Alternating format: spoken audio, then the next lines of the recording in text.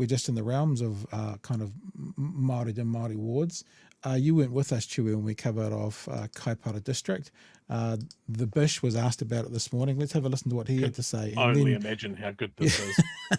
And then maybe I'll give you the floor, because we had a big old chat about it yesterday.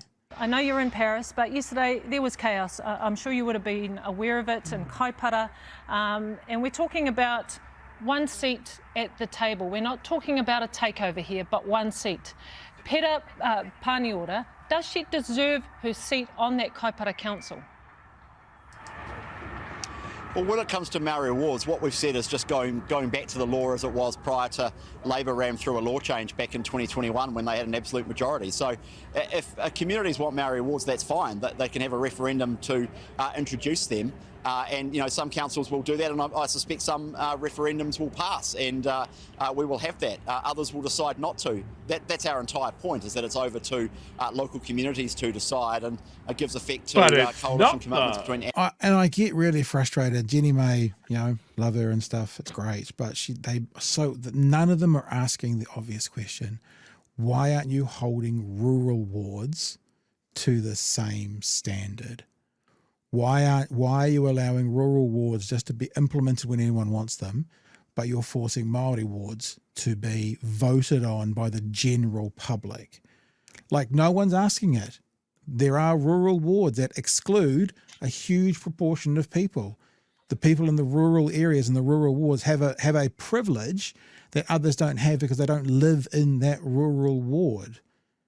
But they're fine. They're never brought up. It's not mentioned once in this conversation, and I've only got about 40 seconds of this to play, but they don't mention it once, and no one has that I've seen. That's really arrogant.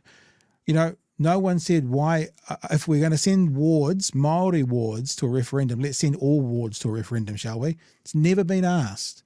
And I'm holding the journalists accountable for this as well, because it should be getting asked every single time.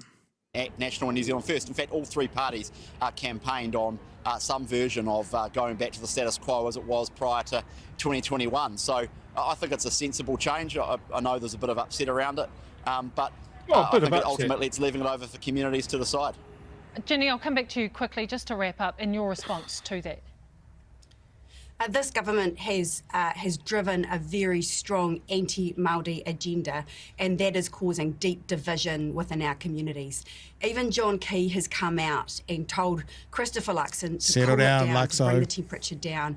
No one likes this level of unrest within our communities, and these types of policies, along with a suite of others that National, ACT and New Zealand First have driven, are not making New Zealand the country it should be, which is largely where everyone gets on with each other.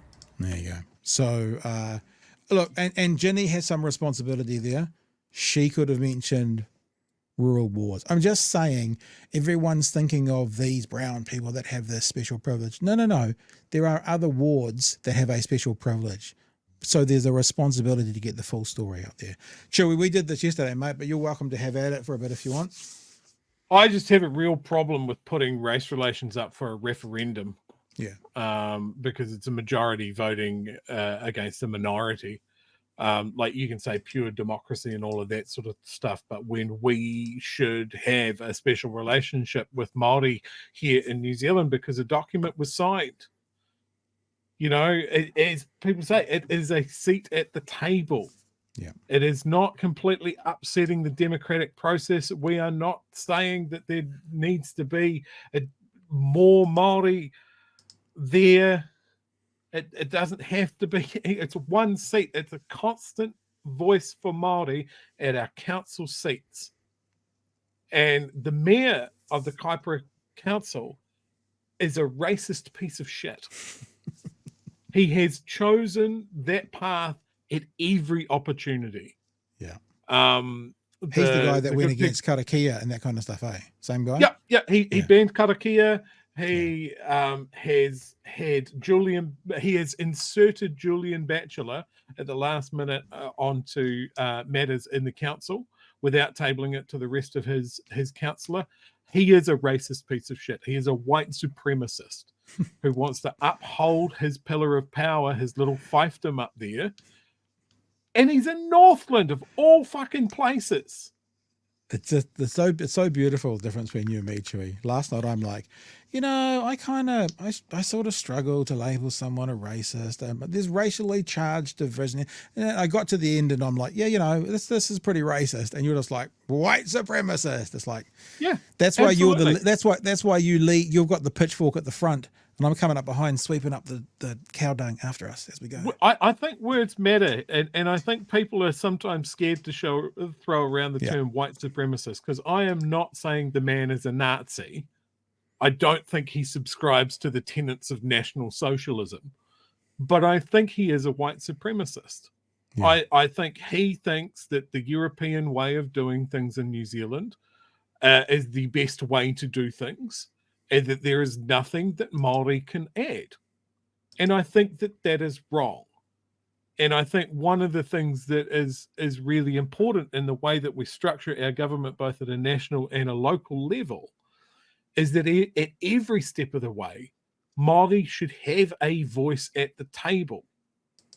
And it is not necessarily, it's never going to be what these guys are afraid of, is that white people are going to be outvoted at every stage. Subjugated. It is never going to be that. And I think anybody that is scared of that, or our crumbling democracy, needs to take their hand off it, take a breath, and sit the fuck down. Yeah.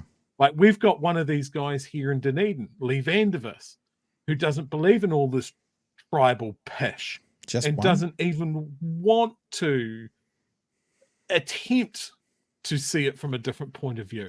And I bet there is, what's his name? Murray Chong up in Palmy, who says that his youth's been shot out because of his position.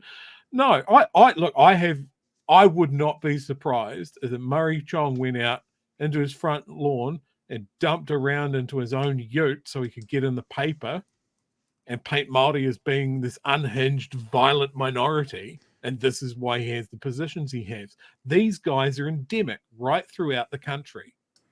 That would, by the way, just in case you're wondering, that would be Chewy's honest held belief. And without fact or fiction, just a pondering out loud.